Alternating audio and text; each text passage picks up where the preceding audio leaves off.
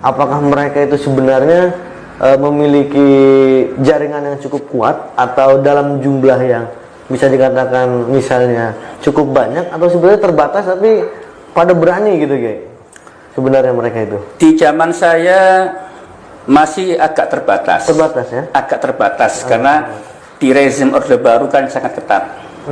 Di zaman Pak Harto. Masih zaman. Iya.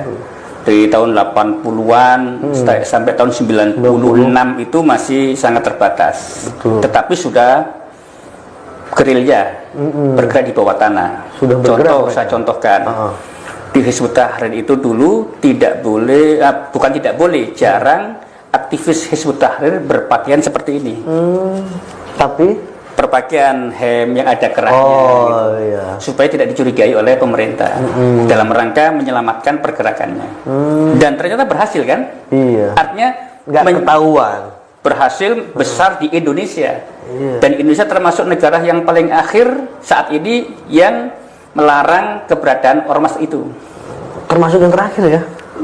Paling akhir. Paling akhir. Di antara negara-negara yang lain. Luar biasa. Nah, baik sebelum ke sana. Sebelum ke sana. Masih lanjut. Bagaimana mereka bisa masuk itu penting tuh. Awal mula. Ya. Jadi mereka masuk itu ke beberapa sekolah yang dianggap satu favorit, sekolah favorit. Umum ini ya? Umum. Pesantren ya? Umum. Kampus-kampus yang favorit, yang bukan kampus seperti kampus swasta yang mahasiswanya orang sudah dewasa. Biasanya mana yang seger-seger. Kalau masuk dunia sekolah itu mereka masuk ke LDK, Lembaga Dakwah Kampus. Nah, kalau kampus atau kalau sekolah apa? Apa ya? OSIS atau bukan Rohis. Nah, Rohis. Islam. Ya, Rohis. Islam. Rohis. Mereka masuk ke situ. Masuk ke situ. Oh iya. Masuk ke situ. Nah, disitulah anak-anak yang dipilih terkadang anak yang pinter-pinter. Pinter secara akademik, IQ-nya bagus, tapi ilmu agamanya nol. Itu yang paling gampang dimasuki. Betul. Termasuk anak-anak yang baru masuk kuliah. Nyarinya yang kayak gitu juga. Ya, betul. Pinter IQ-nya, tapi pondasi agamanya masih lemah lah gitu. Lemah, bahkan tidak ada bahkan tidak ada.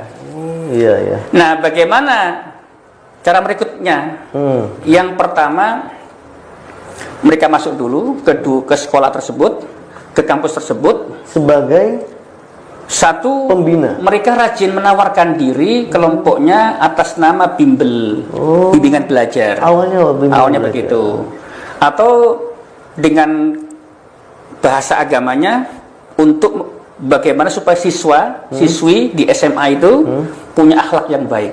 Siapa yang nggak tertarik? Iya, benar-benar. Ya kan? Jualannya ya. Jualannya begitu itu, ya. Jualannya itu. Kalau orang Islam ya pasti kan harus punya akhlak yang mulia. Iya, tapi ini jualannya sebagai jualannya. Jualan. Ketika masuk kampus pun begitu. Maka tapi beda. Memberikan pola pikir yang berbeda dulu. Karena apa? Ya mereka mengatakan kallimuhum ala qadri kulihim. Kallimuhum ala qadri kulihim. Sampaikanlah sesuatu itu kepada mereka sesuai dengan taraf akal mereka, kemampuan mereka. Iya, iya. Jadi yang SMA sama yang kuliah beda. Beda, tapi tujuannya sama. Contoh, ketika masuk biasa merekrut itu lembut dan luar biasa masif. Perhatian. Iya, iya. Terus dikenal siapa nama lengkapnya, alamatnya, bahkan nama bapak ibunya lengkap. Masih perhatiannya jauh sampai segitunya ya. Sakit ditengok. Ya kan pernah ajaran Islam seperti itu. Betul. Ya, itu yang harus kita juga sebagai orang Islam yang berbeda dengan mereka dalam tanda kutip. Ya itu kita contoh. Betul. Yang baik kita ambil. Ya, kita ambil. Jadi betul-betul perhatian. Maka ketika sudah masuk ke jiwa calon kurban ini, udah pelan-pelan masuk pengajaran. Kita kan orang Islam baru mulai doktrin masuk. Kita kan Islam. Islam punya dua sumber, Al-Quran, hadis. Quran Sunnah. Dia kan benar juga. Itu ya. Benar dua. Nah sekarang kita ada Pancasila sebagai dasar negara. Undang-Undang 45. Kira-kira betul mana antara Al-Quran dengan Pancasila? Dia awal itu membenturkan antara Pancasila dengan Al-Quran. Betul. Oh iya. Kalau pematiknya ya, triggernya dari situ dia. Maka ketika dia masuk dunia santri, nggak masuk. Tentu santri yang sudah pernah belajar usul fikih, nggak masuk itu. Kenapa? Mengkiaskan dia nggak selevel. Iya, nggak selevel, nggak. Ya Al-Quran tidak bisa dibandingkan dengan apapun. Iya, betul. Termasuk dengan undang-undang, dengan Pancasila. Gitu. Nah, mulai mikir tuh. Nah, iya ya. Kita orang Islam sumbernya dasarnya Quran hadis. Kenapa harus pakai Pancasila? Iya. Kenapa harus pakai Undang-Undang 45? Wah, udah tinggal ini tohut kafir. Wah, gitu. Oh ya, mulai masuknya. Mulai masuk. Ketika mereka sudah dianggap sudah masuk ke jiwa sang musyrif. Musyrif itu pembimbing. Musyrif. Atau murabbi. Biasanya murabbi. Ya kan? Atau ustadz mereka atau syekh mereka gitu. Gitu. Biasanya mereka doktrin di situ, ya. Nah, pada akhirnya ini kader, kita mungkin sebutnya kader-kadernya lah.